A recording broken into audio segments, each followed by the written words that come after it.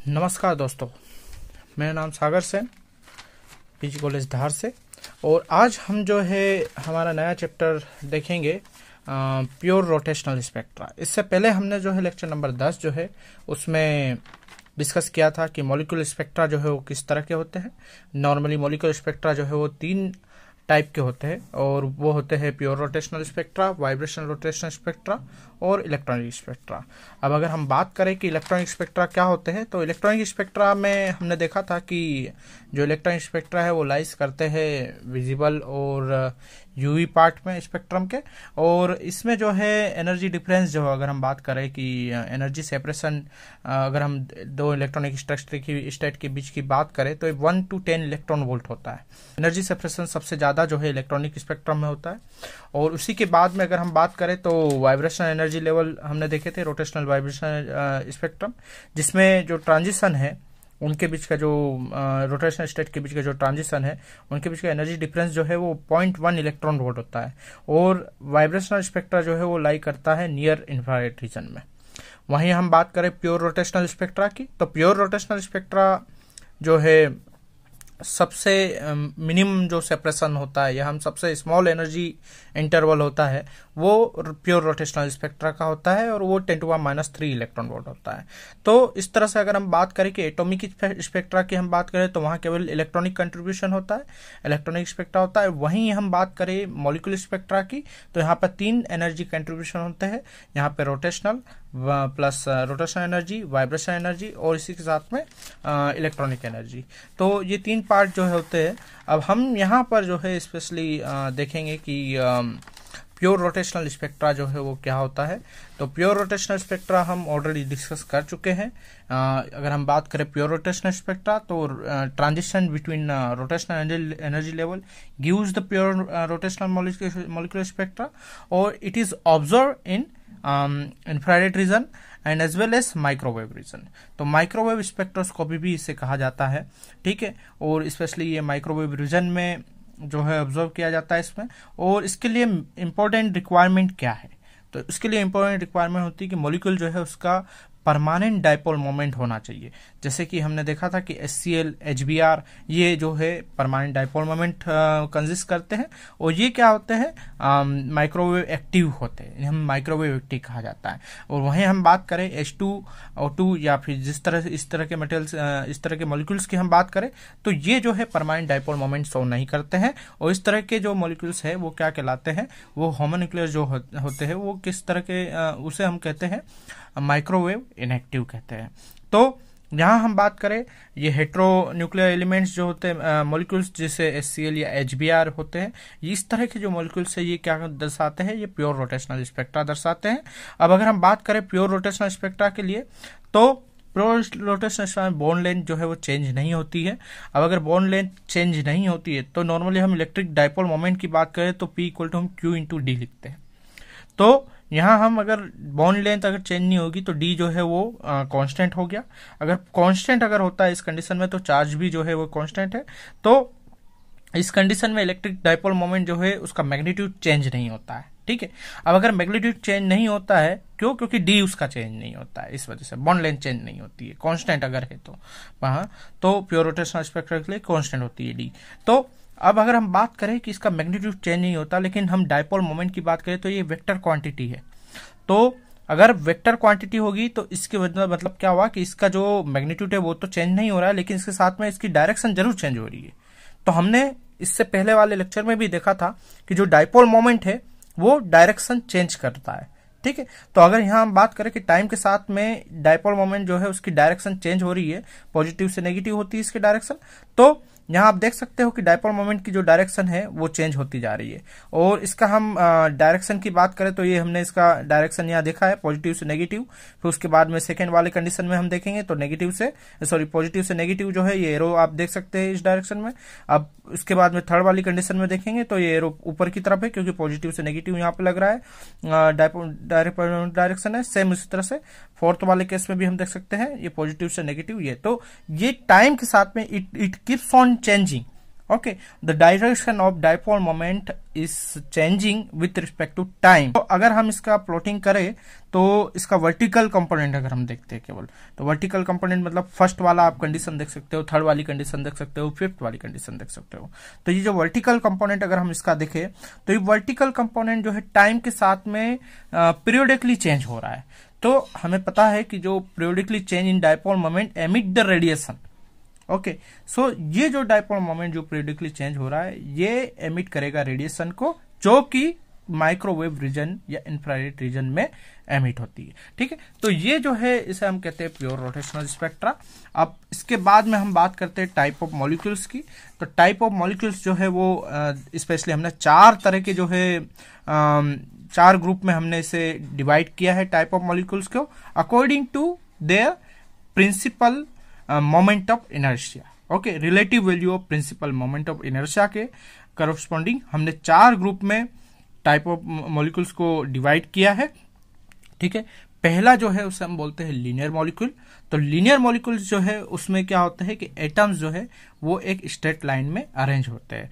तो मॉलिक्यूल्स इस तरह के मॉलिक्यूल्स होते हैं लीनियर मॉलिक्यूल जिसमें एटम्स जो है वो स्ट्रेट लाइन में अरेंज होते हैं। जैसे हम बात करें HCl की, CO2 की, HCN की या OCS। तो यहाँ हम बात करें कि ये OCS भी आप देख सकते हैं, ये लीनियर मॉलिक्यूल है जो कि स्ट्रेट लाइन में दिख रहा है आपको। अब वहीं हम बात करें HCl भी, तो ये भी हमारा जो है लीनियर मॉलिक्यूल होता है। अब वहीं हम बात करें H2 या Cl2 की, तो ये लीनियर मॉलिक्यूल होते जरूर है। ठीक है, ये लीनियर मॉलिक्यूल होते हैं बट ये रोटेशंस और इसके साथ में रोटेशन भी शो करते हैं। ठीक है, बट यहाँ पर क्या होता है ये माइक्रोवेव इनएक्टिव होते हैं। हम ऑलरेडी देख चुके हैं, ये पहले वाली स्लाइड में भी देखी, इससे पहले हमने पहले लेक्चर में भी देख चुके हैं कि H2 और Cl2 जो है वो होमोन्यूक्लियर एलिमेंट्स है, होमोन्यूक्लियर मॉलिक्यूल्स है जो कि माइक्रोवेव। वहीं हम कंडीशन की बात करें तो यहाँ पर अगर हम बात करें कि मोमेंट ऑफ इनर्शिया, तो सबसे पहले हम मोमेंट ऑफ इनर्शिया की डेफिनेशन समझेंगे कि मोमेंट ऑफ इनर्शिया होता क्या है। तो मोमेंट ऑफ इनर्शिया जो है क्वांटिटी है जो कि किसी बॉडी की एंगुलर वेलोसिटी या एंगुलर एक्सेलरेशन जो है उसको रजिस्ट करने की जो टेंडेंसी है वही क्या है, मोमेंट ऑफ इनर्शिया होता है।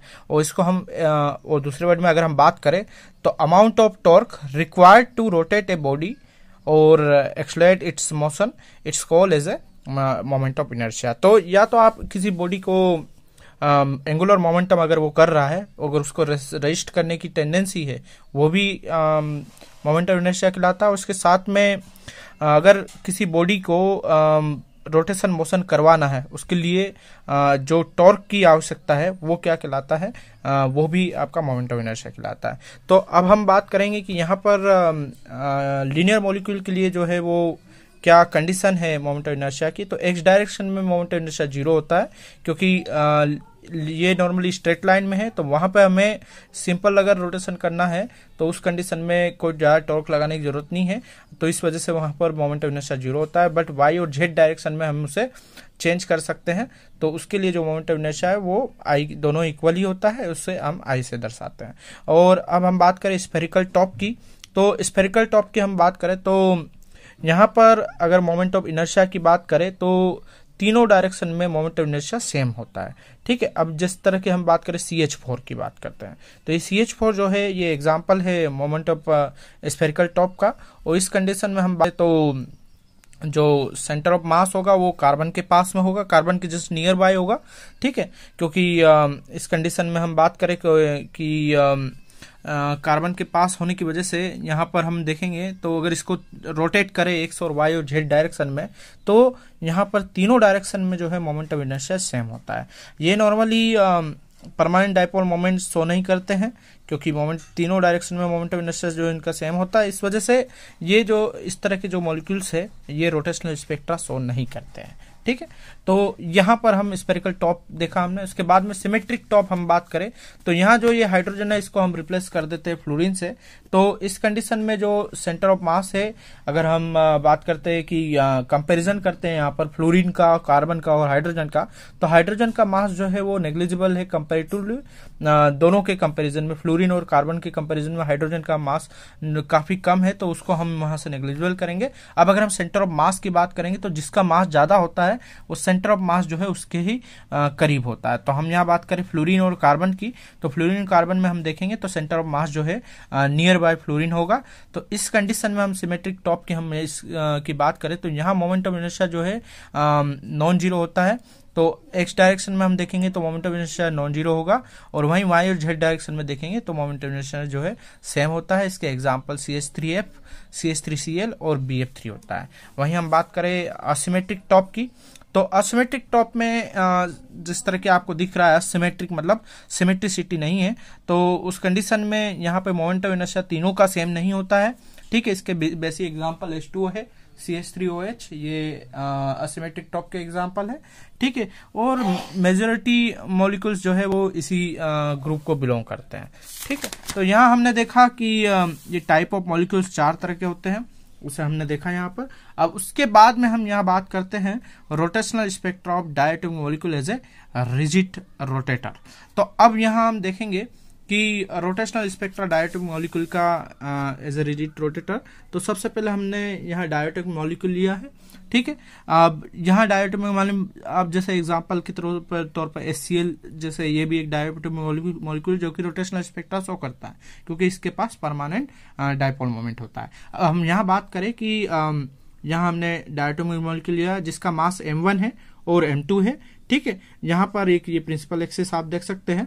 और अब हम यहाँ बात करें कि सेंटर ऑफ ग्रेविटी कहाँ पर होगी, तो सेंटर ऑफ ग्रेविटी जो है जिसका मास ज्यादा होगा उसी के पास जो है सेंटर ऑफ ग्रेविटी होती है। तो सेंटर ऑफ ग्रेविटी C जो है वो M2 के करीब होगा। और यहाँ हम बात करें कि अगर M1 का मास पास ज्यादा होता तो सेंटर ऑफ ग्रेविटी M1 के पास होती, और अगर इस कंडीशन में कि अगर M1 और M2 दोनों का मास इक्वल होता तो सेंटर ऑफ ग्रेविटी कहाँ होती, सेंटर ऑफ मास जो है वो सेंटर पर होता है।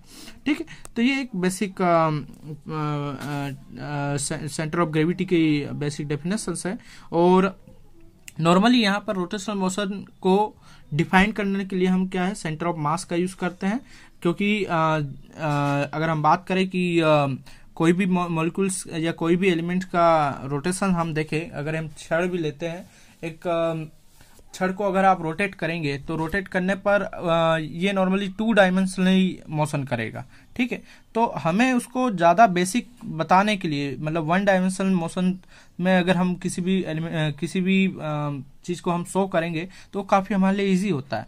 तो अगर हम एक छड़ को रोटेट करते हैं तो वो 2 डायमेंशनल मोशन अगर करेगा तो उस को ज्यादा इजी बताने के लिए हम क्या है सेंटर ऑफ मास को यूज करते हैं, जिससे कि उसके लीनियर मोशन को हम डिफाइन कर पाते हैं।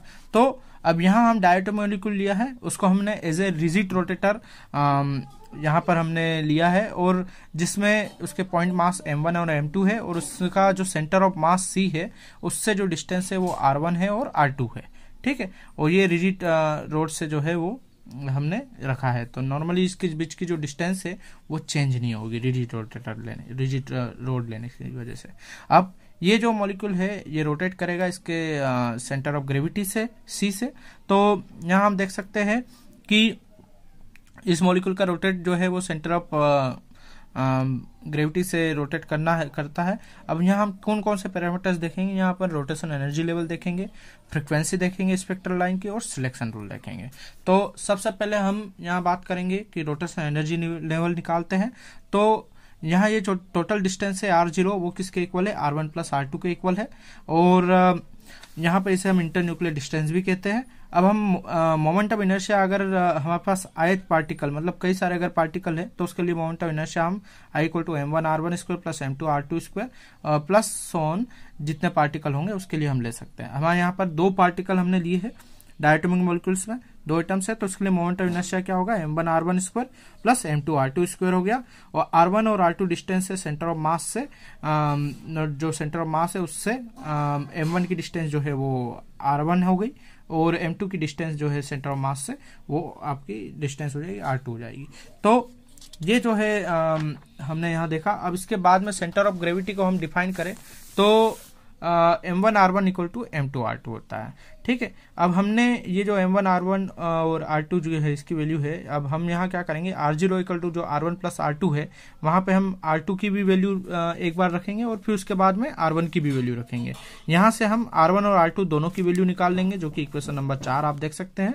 ये R1 की वैल्यू हमने निकाली और R2 की वैल्यू निकाली है यहाँ से। अब ये R1 और R2 की वैल्यू हम लिखेंगे इक्वेशन नंबर 1 में, जो कि हमने लास्ट पेज में देखी थी, जो I equal to M1R1 square plus M2R2 square. अब M1R1 की जगह हमने जो है यहाँ पर लिख दिया है, जो इक्वेशन नंबर 4 से जो हमें मिला है, और R2 की जगह भी हमने ये लिखा। यहाँ आप जब फाइनली इसको सॉल्व करेंगे तो यहाँ हम देख सकते हैं I equal to M1R1 M1M2 plus M1 plus M2 और R0 स्क्वायर। तो ये जो M1M2 plus M1 plus M2 है, ये क्या है, रिड्यूस मास कहलाता है। तो नॉर्मली जब हम किसी 2 बॉडी प्रॉब्लम है उसको 1 बॉडी प्रॉब्लम में सोल्व करते हैं तो उसके लिए हम रिड्यूस मास का कंसेप्ट यूज करते हैं। तो यहाँ ये रिड्यूस मास जो हमने देखा M1M2 plus M1 upon M2 जो है वो रिड्यूस मास है। अब हम यहाँ एनर्जी निकालेंगे, इस रोटेशनल एनर्जी लेवल हम यहाँ निकालेंगे। तो उसके लिए हम क्या करते हैं कि नॉर्मली जो एंगुलर मोमेंटम है, क्लासिकल एंगुलर मोमेंटम, उसको हम क्वांटम मैकेनिकली एंगुलर मोमेंटम के इक्वल रखते हैं। तो I omega equal to JH cross हमने लिखा। अब यहाँ हम देख सकते हैं कि एनर्जी जो है वो 1/2 I ओमेगा स्क्वायर होती है।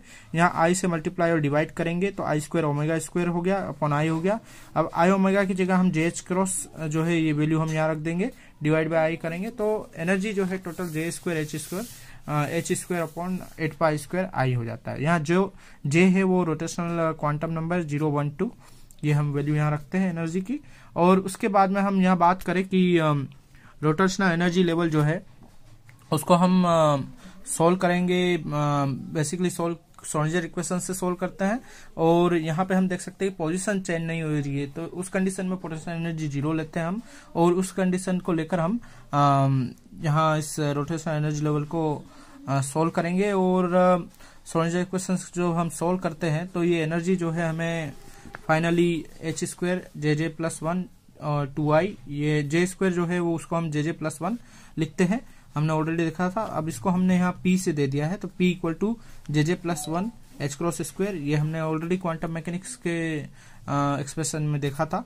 अब यहाँ से ये जो मोमेंटम हमारे पास आया है इसको हम इस कंडीशन में JJ प्लस 1 के फॉर्म में लिख देंगे, और ये एनर्जी हमें मिल रही है यहाँ पर। अब फ्रीक्वेंसी हम लिखेंगे ओमेगा, तो 2 पाई म्यू रोटेशन हो गई, ठीक है। और जो कि P अपॉन ओमेगा जो है वो नॉर्मली हम एंगुलर मोमेंटम के फॉर्म में भी लिख सकते हैं। तो P यहाँ एंगुलर मोमेंटम है हमारा, ये ध्यान रखेगा। तो omega equal to P upon I होता है, मतलब एंगुलर मोमेंटम जो है नॉर्मली ओमेगा I होता है।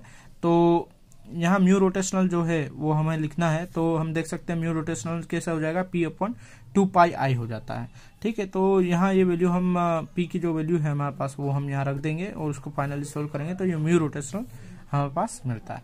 तो आज इस लेक्चर में हमने नॉर्मली एनर्जी और फ्रिक्वेंसी देखी, rotational energy level, rigid rotator के लिए रोटेशनल स्पेक्ट्रा के लिए जो एनर्जी है वो हमने देखी। इसके बाद में हम जो है इसके बाद में हम सिलेक्शन रूल इसका